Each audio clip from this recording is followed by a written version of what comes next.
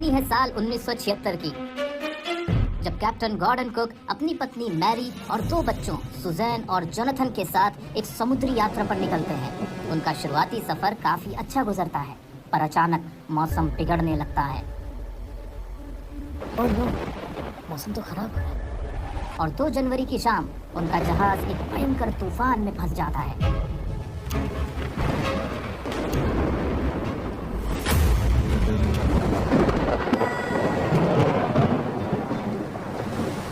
Captain Gordon अपने ship की speed कम करने की कोशिश करते हैं और किसी तरह जहाज को बचाने में लग जाते हैं।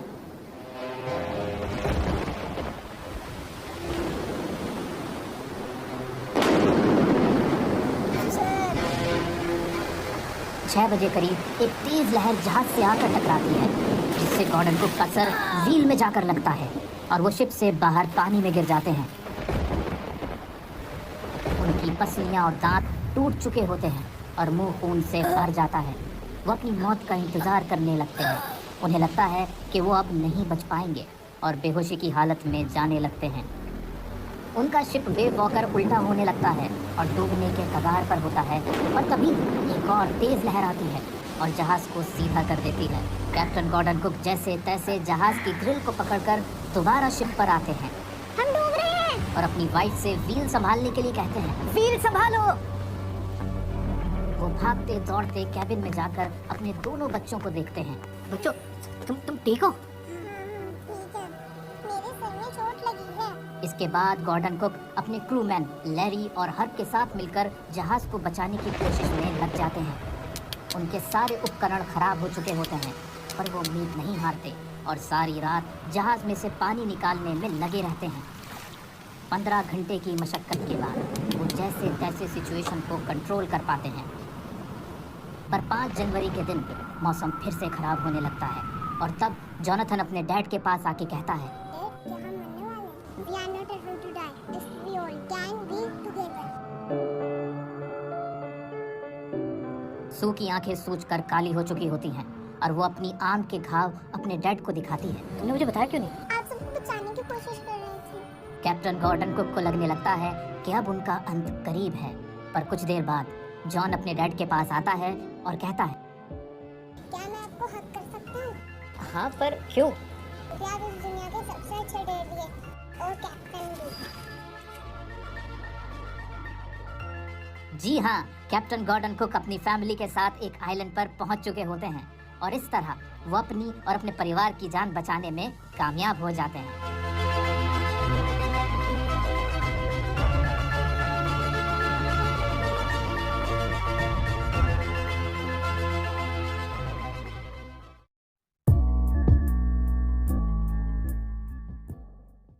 क्यों, मजा आया ना?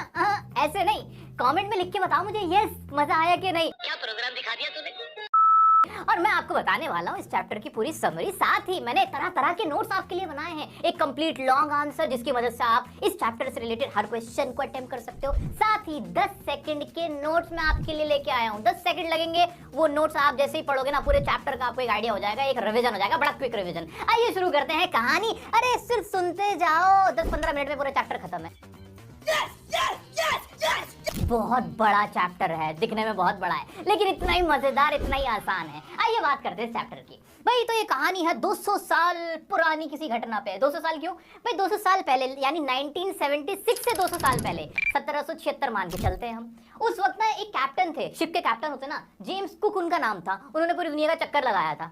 अब ये वर्ल्ड रिकॉर्ड उन्होंने बना लिया था। अब होती है ना आदत हम लोगों की कि कॉपी करना है, हमें भी वही रिकॉर्ड बनाना है। तो भाई एक और कैप्टन आया जिनका नाम था कैप्टन गॉर्डन कुक। अब उन्होंने कहा कि भाई मैं भी वर्ल्ड रिकॉर्ड बनाऊंगा, और अपनी वाइफ जिनका नाम था मैरी से इन्होंने मैरिज कर ली थी। भाई तो मैरी के साथ गॉर्डन कुक ने फैसला किया कि अपने पूरे परिवार को लेके ना हम भी ऐसा ही एक वॉयज पे निकलेंगे, यानी एक समुद्री यात्रा पे निकलेंगे, ऐसा ही हम चक्कर लगाएंगे। ये इन्होंने फैसला किया। तो हमारे कैरेक्टर कौन कौन से कैरेक्टर, वैसे तो आपको समझ में आ ही चुका है पूरा चैप्टर, नहीं तो फॉर्मेलिटी कर रहा हूँ अब मैं। भाई गॉर्डन कुक है, और भाई उसकी वाइफ कौन है? मैरी। इनके 2 बच्चे, 6 साल का जोनाथन और 7 साल की सुजैन। याद आ गई ना? हाँ, ये 4 कैरेक्टर मेन तो यही थे। और कौन था इसमें? इन्होंने ना आगे चलकर 2 क्रूमैन, मतलब ऐसे ही बंधुआ मजदूर बेचारे, उनको भी हायर कर लिया था कि भाई तुम भी आ जाओ, तुम भी मरने चलो हमारे साथ, है ना? जनता माफ नहीं करेगी। समुद्र में जा रहे हैं यार मरने पूरे परिवार को लेके। तो उनका नाम क्या था? लैरी था, एक का नाम दूसरे का हर्ब था, जिनको इन्होंने हायर किया था। तो टोटल कैरेक्टर इस पूरी कहानी में इतना ही है। अब इन्होंने क्या किया, इन्होंने ना 16 साल तक ट्रेनिंग ली, पूरी उसकी तहकीकात करी, रिसर्च करी कि हमें कहाँ से निकलना है, कहाँ पे रुकना है, कहाँ पे जाना है, वो सारी प्लानिंग करी, ट्रेनिंग करी, ठीक है। उसके बाद इन्होंने एक जहाज भी अपना बनाया जिसका नाम था वेव वॉकर। वैसे ये जहाज मैंने अपने इन हाथों से बनाया, कैसा लगा जरा मुझे बताना जरूर। माशाअल्लाह, सुभान अल्लाह, क्या कारीगरी है। ठीक है, तो ऐसा वेव वॉकर इन्होंने एक जहाज तैयार किया जो कि कितना बड़ा था? 23 मीटर तो लंबा था, लॉन्ग था, और 30 टन भारी था। एक बहुत बड़ा 23 मीटर समझ रहे हो, तकरीबन 75 फीट, 75 फीट लॉन्ग एक जहाज इन्होंने तैयार किया। भाई पैसे वाले लोग थे, इतना बड़ा जहाज वरना आएगा कैसे, ठीक है। तो भाई बस पैसे वाले लोगों को कुछ ना कुछ तो तफरी करनी होती है, इन्होंने वही करी कि पूरे परिवार को लेके एक महंगा सा जहाज खरीद के बना के लोगों को हायर करके निकल पड़े। कहाँ पे? समुद्री यात्रा पे। उसके बाद इनके साथ क्या क्या हुआ वो मैं आपको बताता हूँ। तो दोस्तों हाजिर है आपके सामने एक ऐसा लॉन्ग आंसर जो मैंने आपके लिए अपने इन हाथों से लिखा है, और इसकी खासियत ये है कि मैंने इसे इस स्टाइल में लिखा है कि एग्जाम में जो भी क्वेश्चन इस चैप्टर से आएगा आपको उसका आंसर आता होगा। आइए देखते हैं। इन जुलाई 1976, जुलाई 1976 में क्या हुआ? The narrator and his wife plan a voyage around the world. भाई नरेटर कौन है? कौन है? Captain Gordon Cook. और उसकी वाइफ का नाम क्या है? क्या बताना पड़ेगा? अब तो सबको पता है भाई, है ना। भाई उन्होंने क्या प्लान किया? एक वॉयज इंपॉर्टेंट वर्ड है। इसका मतलब क्या होता है? समुद्री यात्रा। कि पूरी दुनिया का हम चक्कर लगाएंगे, समुद्री यात्रा करेंगे, ऐसी एक जर्नी, ऐसा एक वॉयज किसने प्लान किया? कैप्टन गॉर्डन कुक और उसकी वाइफ ने। साथ में कौन कौन गया उनका? उनके along with their 2 children and crewman. Children के नाम क्या थे याद है ना? हाँ जी, आगे बढ़ते हैं। They get a ship named wave walker. भाई उन्होंने एक शिप लिया जिसका नाम क्या था? वेव वॉकर, उसका नाम रखा। वेव वॉकर अभी तो देखा है हमने। आगे बढ़ते हैं। They started their journey from Plymouth England. असली कहानी यहाँ से शुरू होती है, ये है याद रखने की बात। उन्होंने अपनी जो जर्नी, अपनी वॉयज स्टार्ट करी, कहाँ से करी? इंग्लैंड, प्लीमथ नाम की एक जगह है, वहां से शुरू करी। आगे क्या हुआ? The initial part of the journey covering approximately 1,05,000 kilometres to Cape Town went smoothly. जो इनिशियल पार्ट था यानी शुरुआती जो सफर था वो तो आसानी से कट गया। लगभग 1,00,000 किलोमीटर वो केप टाउन की ओर चले गए, वहां उन्हें कोई समस्या नहीं आई। लेकिन समस्या आनी कब शुरू हुई? ऑन देयर सेकेंड ट्रिप, जब उन्होंने अपनी जो सफर का जो दूसरा हिस्सा शुरू किया उसमें दिक्कत आनी शुरू हुई। दे एनकाउंटर्ड स्ट्रॉन्ग गेल्स। गेल्स यहाँ पे इंपॉर्टेंट वर्ड है, जानबूझ के लिखा है मैंने गेल्स। मैं चाहता ना स्ट्रॉन्ग विंड भी लिख सकता था, लेकिन एग्जाम में जब गेल्स लिख के आओगे ना तो जो आपका कॉपी चेकर होगा उस पर इंप्रेशन अच्छा जाएगा। गेल्स याद रख लेना ना, क्रिस गेल्स याद रख लेना, धुआंधार छक्के मारता है ना, इसका मतलब ये होता है तेज आंधी, तूफान। अब वहां पे उन्होंने क्या देखा? जब दूसरा ट्रिप शुरू हुआ वहां पे एकदम से तेज आंधी आने लगी, तूफान आने लगा, हवाएं तेज हो गई, वो उन्होंने देखा। The size of the waves was up to 15 metre. और जो अब जब आंधी तूफान आता है ना तो समुद्री लहरें भी ऊंची उठती लगती हैं, और जो वेव्स थी वो कितनी 15 मीटर ऊंची वेव्स वहां पे आने लगी और उन्हें खतरा महसूस होने लगा। यहां तक पढ़ने में कोई समस्या, कोई दिक्कत है क्या? बिल्कुल नहीं। दिखने में लग रहा है कि एक पेज है, लेकिन क्या इसे रटना पड़ेगा? नहीं ना। सच से दिल पे हाथ रख के बताओ कि ये रटने वाली चीज है? सारी चीजें प्रैक्टिकल हमने देखी हैं। आगे बढ़ते हैं। ऑन December 25, क्रिसमस का दिन, इस दिन क्या होता है? They reached 35,000 kilometre east of Cape Town and celebrated Christmas together. भाई जो 25 दिसंबर को वो क्या करते हैं, वो किसी तरह 35,000 किलोमीटर तक तो आगे तक पहुंच जाते हैं खराब मौसम के बावजूद भी, और अपना क्रिसमस सेलिब्रेट करते हैं, न्यू ईयर सेलिब्रेट करते हैं। तब तक सिचुएशन बुरी नहीं होती। फिर आता है मनहूस दिन और एक मनहूस रात, 2 जनवरी की। उस दिन क्या होता है? On Jan 2 The waves get gigantic। gigantic एक वर्ड जानबूझ के मैंने यहाँ यूज किया है, एग्जाम में लिख के आना। gigantic का मतलब बहुत बड़ा, मैसिव, ह्यूज। ये अब क्या होती है, जो लहरें होती हैं ना, जो वेव्स होती हैं वो कैसी हो जाती हैं? ऊंची ऊंची हो जाती हैं, बहुत बड़ी बड़ी हो जाती हैं। They try to slow the ship down. वो क्या करते हैं? शिप को स्लो करने की कोशिश करते हैं। और किसके लिए वो क्या करते हैं? By dropping the storm jib. Jib समझते हैं? जिप क्या होता है? मैं आपको बताता हूँ जिप किसको बोलते हैं। मैंने आपके लिए एक बहुत प्यारा सा वेव वॉकर बनाया था ना, इसके अंदर ये जो मैंने बना रखी है ना, ये पतंग जैसी जो होती हैं, इन्हें कहा जाता है जिप। उसको क्या करते हैं? लोअर डाउन कर देते हैं, थोड़ा नीचे की तरफ कर देते हैं, इसको ड्रॉप कर देते हैं ताकि जो तूफान है उससे बचा जा सके। वो ऐसा करते हैं। चलो जी, फिर क्या होता है? हाँ जी, आगे उसके बाद क्या करते हैं? और क्या करते हैं? और क्या इंतजाम करते हैं? And lash a heavy mooring rope in a loop. और रस्सियां ऐसे लूप में कस के पकड़ के बांध देते हैं। अपनी तरफ से कुल मिला के इंतजाम करते हैं कि जो बोट है उनकी उसको बचाया जा सके। They carry life raft drills, attach lifelines, don life jackets and oilskins. और सारे इंतजाम करते हैं, प्रिकॉशंस लेते हैं, लाइफ जैकेट वगैरह कर ले लेते हैं, एक ड्रिल करके देख लेते हैं कि लाइफ जैकेट सही से पहन भी पा रहे हैं कि नहीं, बचने के सारे इंतजाम वो करने की कोशिश करते हैं। 2 जनवरी की बात है। लेकिन फिर क्या होता है? सडनली एट 6 PM, ये सबसे इंपॉर्टेंट है, 6 बजे वो मनहूस घड़ी आती है, शाम के 6 बज रहे, 2 जनवरी की रात। मेरे भी लगी थी ना वही 2 जनवरी, हाँ ये वही 6 बजे का समय। क्या होता है, अब मैसिव बार बार लिख दिया मैंने, कोई बात नहीं, आप समझ लेना, ये मैसिव बार बार लिख दिया गया, कोई नहीं। अब मैसिव यानी बहुत बड़ी वेव हिट्स द शिप, बहुत बड़ी वेव आती है, शिप को हिट करती है, and the narrator is throne of from the boat. आपने तो देख रखी है सारी कहानी, ये सिर्फ लिखित में है, वरना आपने देखा था ना ऐसे एक मैसिव वेव आती है, वो हिट करती है, और जो नरेटर होता है उसका सर जाके किसमें लगता है, व्हील में, और वो बोट से बाहर जाके गिर जाता है। Wave hits the ship and the narrator is throne of from the ship. ठीक है, इतना समझ में आया, क्लियर है, आगे बढ़े। ही एक्सेप्ट हिज अप्रोचिंग डेथ, वो अपनी मौत को कबूल कर चुका होता है कि अब तो मैं मरने वाला हूँ, एंड स्टार्ट्स लूजिंग कॉन्शियसनेस, और अपना होश खोने लग जाता है। लेकिन वेव्स की ना खासियत होती है, अगर लहर ऐसे आती है ना तो दोबारा ऐसे भी आती है। तो पहले तो शिप इस तरह से गिरा था, बिल्कुल डूबने वाला था, वो देख रहा था क्या कि मेरा शिप ना डूब रहा है, अचानक से वेव आई और उसने उसको ऐसे पलटाया।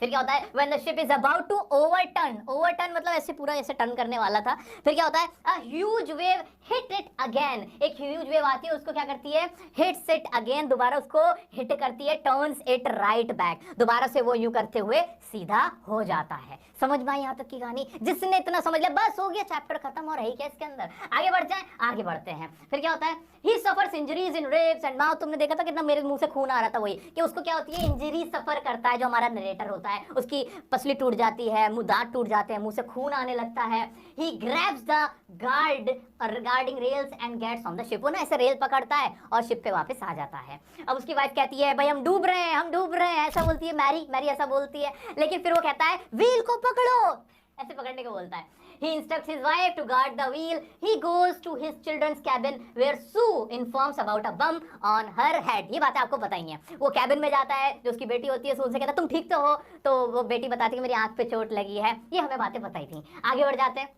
And tries to save the ship, he ignores that, वो तब उनकी परवाह नहीं करता, वो अब बिना कुछ वहाँ से कहे फिर भाग जाता है बाहर की तरफ शिप को बचाने के लिए। अब असली यहाँ से शुरू होता है जो आपका एग्जाम के पॉइंट ऑफ व्यू से बहुत इंपॉर्टेंट है बच्चों। ये जो यहाँ से शुरू हुआ है ना क्रूमैन से, ये सबसे इंपॉर्टेंट पार्ट है इस आंसर का और इस चैप्टर का, कि राइटर फिर क्या क्या एफर्ट लगाता है जब जहाज डूबने लगता है। अब सुनो वो कहानी। भाई क्रूमैन क्या करते हैं, crewman start pumping out the water, पानी को बाहर निकालने की, पंप करने की कोशिश करते हैं क्रूमैन, क्योंकि जहाज पूरा पानी से भर चुका होता है। डज वाटर प्रूफिंग करते हैं ऑन द गैपिंग होल्स के अंदर, जो छेद बन जाते हैं ना उनमें वाटर प्रूफिंग करते हैं, उन्हें उनके अंदर कुछ कपड़ा कुछ लगाते हैं कि किसी तरह उसको भर दिया जाए। हैंड पंप का गेट्स ब्लॉक, जो उनके हैंड पंप होते हैं वो ब्लॉक हो चुके होते हैं, जो इलेक्ट्रिक पंप होते हैं उनको शॉर्ट सर्किट हो चुका होता है। तो फिर इस तरह से वो कोशिश करते रहते हैं। Electric pump gets short circuited, finds a spare electric pump and connected to drain the water. एक पुराना कोई बचा हुआ पंप उसे मिलता है राइटर को, वो उसको इस्तेमाल करके पानी को बाहर निकालने की कोशिश करता है। हैमर का यूज करता है, जो टिम्बर टूट जाता है उसको सही करने की, किसी तरह पानी को रोकने की वो कोशिश करता है। They all keep pumping, steering, repairing, वो सारे क्या करते हैं, सारे काम करते हैं पूरी रात, पंपिंग करते हैं, जहाज को रिपेयर करते हैं, sending radio signal, radio hello hello hello hello मेरी बात सुनो, वो कनेक्शन पहुंचाने की कोशिश करते हैं, लेकिन वो उनका कनेक्शन नहीं लगता क्योंकि वो एक रिमोट एरिया में होते हैं, और हेल्प मांगते हैं। पूरी रात ये सब चलता है। क्या यहाँ तक किसी को कुछ समझने में दिक्कत? ये सब तो हमने देखा, हमने पूरी मूवी देखी अभी चैप्टर के स्टार्टिंग में, यही सब वहाँ होता रहता है। फिर क्या होता है आगे, next, Sue has got swollen black eyes, showed a cut in her arms. सू आती है, कहती है कि मेरे यहाँ कट लगा है। फिर वो राइटर पूछता है कि तुमने मुझे पहले क्यों नहीं बताया? वो कहती है आप सबको बचाने की कोशिश कर रहे थे, मैं आपको परेशान नहीं करना चाहती थी। ये 2 जनवरी की रात की बातें चल रही हैं, पूरी रात ये सब हुआ है, ठीक है। तो 2 जनवरी और 3 जनवरी के बीच ये बात हुई। आफ्टर 15 आवर्स, 15 घंटे ऐसे बीत जाते हैं। The situation gets under control, situation थोड़ी कंट्रोल में आती है, थोड़ा बहुत ही पानी बचा होता है जहाज के ऊपर। फिर क्या होता है, the ship is in bad condition, जो शिप है वो बुरी कंडीशन में, यानी टूट फूट गया है ना वो। सो दे डिसाइड, वो फैसला करते हैं टू रीच नियरेस्ट आइलैंड, कि वो नियरेस्ट जो आसपास में सबसे करीब में जो आइलैंड मिल जाएगा वो वहाँ पर पहुँच जाएंगे। अब डायरेक्ट ऑस्ट्रेलिया जो उनको जाना था वो वहाँ नहीं जाएंगे। और नियरेस्ट आइलैंड कौन सा होता है, Ile Amsterdam, a French scientific base, एक फ्रेंच साइंटिफिक बेस होता है जिसका नाम होता है आइल एम्स्टर्डम। उस आइलैंड पे वो जाने की कोशिश करते हैं। ऑन Jan 4, एक और इंपॉर्टेंट डेट आ गई है दोस्तों।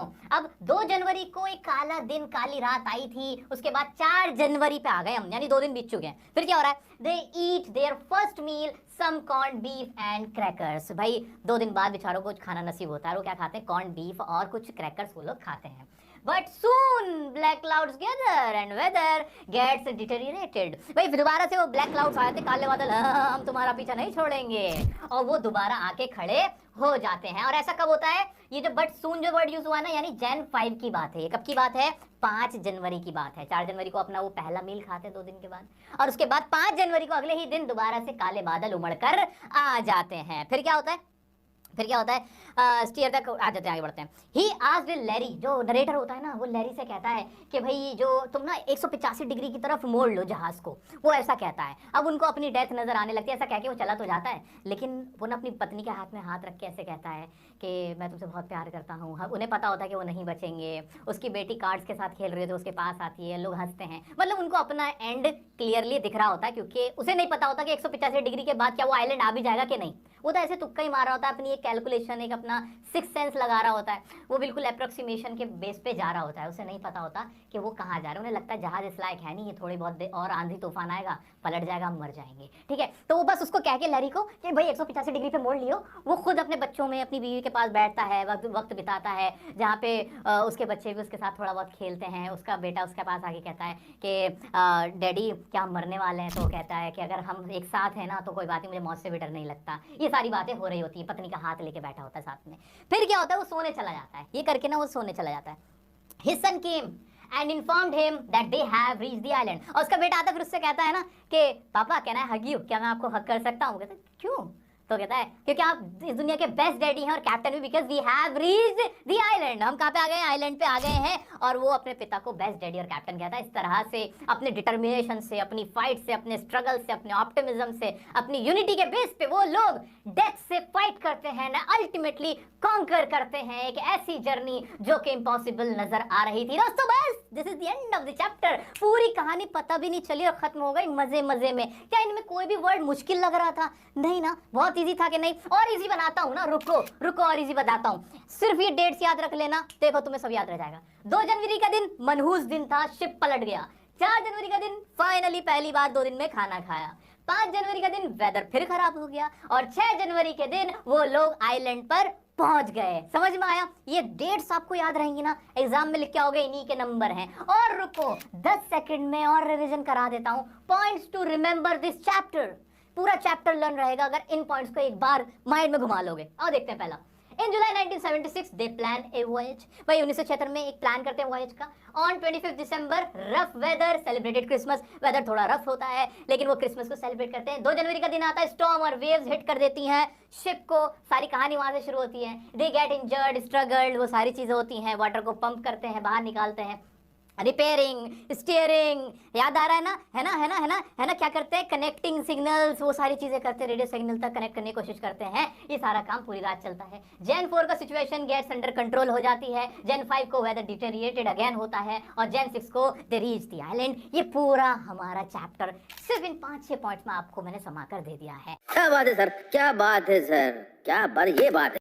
आइए अब देखते हैं इसके क्वेश्चंस। क्या एग्जाम में क्वेश्चन पूछे जाते हैं और क्या अब हमें उनके आंसर आते हैं कि नहीं? दोस्तों क्वेश्चन कराने से पहले मैंने कुछ वर्ड्स आपके लिए लिखे हैं कि एग्जाम में अगर कॉम्पिटेंसी बेस्ड क्वेश्चन आ जाए या कोई एडवांस इससे क्वेश्चन आ जाए जो डायरेक्ट चैप्टर से ना हो लेकिन चैप्टर को बेस बनाकर आपसे पूछ ले। जैसे कि आपसे पूछ सकते हैं कि ऑप्टिमिज्म का क्या रोल होता है, या बताओ उन्होंने जो जीत हासिल करी मौत के ऊपर तो कैसे कर ली। तो कुछ ऐसे वर्ड्स हैं। फॉर एग्जांपल ऑप्टिमिज्म से बड़ी हेल्प हुई, पॉजिटिव एटीट्यूड रखा उन्होंने, है ना। होप नहीं खोई उन्होंने, हैजर्डस एक्सपीरियंस था उनके लिए बट उन्होंने उसके लिए फाइट करी, उसके साथ फाइट करी, उसके अगेंस्ट फाइट करी। इन नेवर गिव अप एटीट्यूड हमें इस चैप्टर से सीखने को मिलता है। फाइट विद डेथ, ये हमारा पूरा चैप्टर का एक आई वुड से क्रक्स है कि उन्होंने एक मौत से जंग लड़ी थी। सेल्फ कॉन्फिडेंस रखा उन्होंने करेज दिखाया, बच्चों ने भी करेज दिखाया, पेशेंस शो किया, घबराया नहीं, पानी में डूब के नहीं मर गए। ठीक है, टीम वर्क था, यूनिटी थी, उन सब में किसी ने किसी को ब्लेम नहीं किया। तो ये सारे वो वर्ड है, इंपॉर्टेंट वर्ड है, इनको ध्यान से देख लो, घोल के पी जाओ। जो एग्जाम में अगर कोई ऐसा अटपटा सा भी क्वेश्चन आएगा ना, वो भी मेरे बच्चों तुम अटेम्प्ट कर सकते हो। अब देखते हैं क्वेश्चन। माइंड में बस लॉन्ग आंसर जो मैंने आपको कराया ना वो रखना है, फिर आप सब क्वेश्चन के आंसर इजीली कर पाओगे। क्वेश्चन है, who was the narrator, what adventurous task did he take on. Narrator कौन था, क्या पता नहीं? कैप्टन गॉर्डन कुक था। और उसने क्या टास्क लिया था? उसने एक वॉयज प्लान किया था अपनी फैमिली के साथ, एक वॉयज था अराउंड दी वर्ल्ड करने का। हाँ जी पता है हमें। How did they prepare for this wondrous task. भाई उन्होंने ये टास्क प्रिपेयर करने के लिए क्या किया? भाई 16 ईयर्स लगाए थे, जब अपना फ्री का टाइम होता था वो इसकी प्रिपरेशन में लगाते थे। वे वॉकर बनाया, भाई ये सारी चीजें उन्होंने की थी। नेक्स्ट है, how many people were there in the boat. क्या आपको पता नहीं कितने लोग थे? 2 बीवी, आई मीन टू से एक बीवी, एक पति, उनके 2 बच्चे और 2 क्रूमैन। ठीक है, नेक्स्ट देखते हैं, what was the first indicator of rough weather. Rough weather का फर्स्ट इंडिकेटर क्या था? भाई वहां पे स्ट्रॉन्ग विंड्स आने थे, गेल्स आने शुरू हो गए थे, वेदर इस तरह से रफ होना शुरू हो गया था। सिंपल सिंपल से क्वेश्चन थे, मुश्किल भी हो सकते हैं। What ordeal awaited them on 2 January. 2 जनवरी की मनहूस रात को क्या हुआ था या दिन को क्या हुआ था, वो सारा मैंने आपको करा ही रखा है। लॉन्ग आंसर पूरा का पूरा डिट्टो डिट्टो, जो मैंने अंडरलाइन की हुई है ना, लाइन अंडरलाइन कह लो या हाईलाइट किया हुआ है ना, 2 जनवरी का दिन ये रहा, ये रहा। कहाँ गया भैया? ये रहा, ये पूरी लाइन लिख के डिट्टो आ जाना। और इतनी इजी लैंग्वेज में ना तुम्हें कुछ भूलने की भी जरूरत नहीं पड़ेगी, चाह के भी नहीं भूल पाओगे। आ जाओ आगे बढ़ते हैं, नेक्स्ट देख लेते हैं। हाँ, what measures did they take to counter this audio situation. भाई जब वो सब कुछ तूफान आया, उनका जहाज डूबने लगा, उन्होंने क्या क्या किया? भाई वही करा, रस्सी खींची और पंपिंग किया, स्टीयरिंग किया, रिपेयरिंग किया, वो सारी चीज़ें आपको याद रखनी है दोस्तों। तो ये तो कुछ क्वेश्चन थे जो मैंने आपके सामने सॉल्व करने की कोशिश करी, जो कि बहुत ईजी थे, जिनको मैंने आंसर करने की कोशिश करी। अब आपकी बारी, आप ट्राई कीजिए जितने भी क्वेश्चन आपके प्रीवियस ईयर के आपको मिलते हैं, बुक के मिलते हैं, इधर के मिलते हैं, उधर के, उनको आंसर करने की कोशिश करना। देखो अब आपको हर क्वेश्चन का आंसर मिल जाएगा, ऐसी मेरी आशा है, उम्मीद है, मैं कॉन्फिडेंट हूँ इस चीज़ को लेकर कि आपको ये चैप्टर बहुत पसंद आया होगा, समझ में आया होगा। पसंद आया तो लाइक किए बिना मत जाइएगा, और कोई भी डाउट आते हैं इंस्टाग्राम पे मुझसे पूछ सकते हो। और एग्जाम से पहले, फाइनल एग्जाम से पहले आपकी लाइव रिवीजन क्लास में तो मैं हाजिर रहूंगा ही, और इस चैप्टर को दोबारा से एक बार फिर से करेंगे। तब तक के लिए खुश रहें, स्वस्थ रहें, और कौन सा चैप्टर चाहिए, कौन से टॉपिक पे वीडियो चाहिए, मुझे कमेंट भर के बता दें। मिलते हैं नेक्स्ट वीडियो में नेक्स्ट टॉपिक के साथ, तब तक के लिए बने रहें डियर सर के साथ। Love you all.